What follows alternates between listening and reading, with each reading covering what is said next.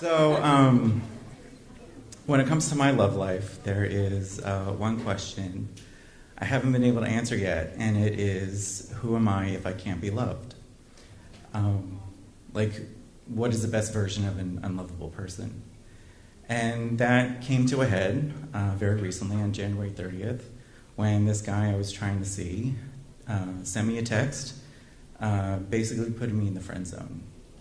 He said he didn't see anything more than a friendship with me, and I did not handle it well. Sorry. In his defense, well, hold on. It took him.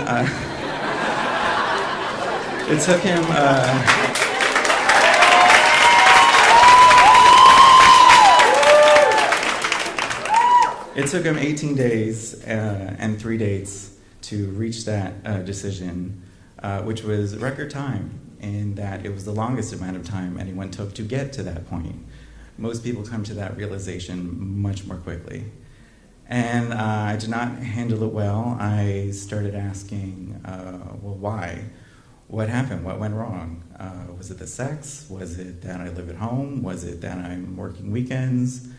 I was looking for some sort of reason, and he didn't want to give it to me. He said he didn't want to make a list of grievances, and I said, no, go make the list. You have to.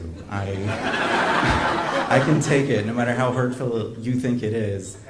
I need to know what's going on, because I've basically never had a real relationship, and I don't know why. And this was like my last hope, basically, to get some sort of clarity and answer.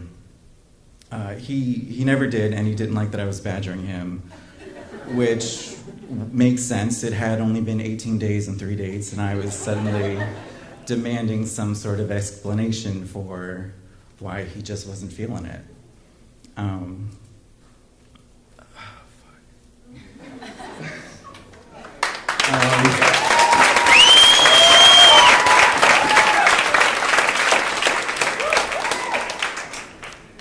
So he never gave me a list. He kept giving me compliments. He kept saying, "You're handsome. You're successful. You're this. You're that. Your body is wonderful." And I was like, "Great. What the fuck is wrong?"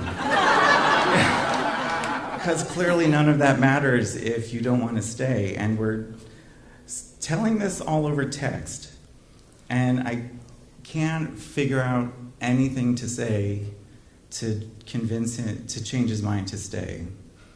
I can't figure out a way to explain my confusion and my anger.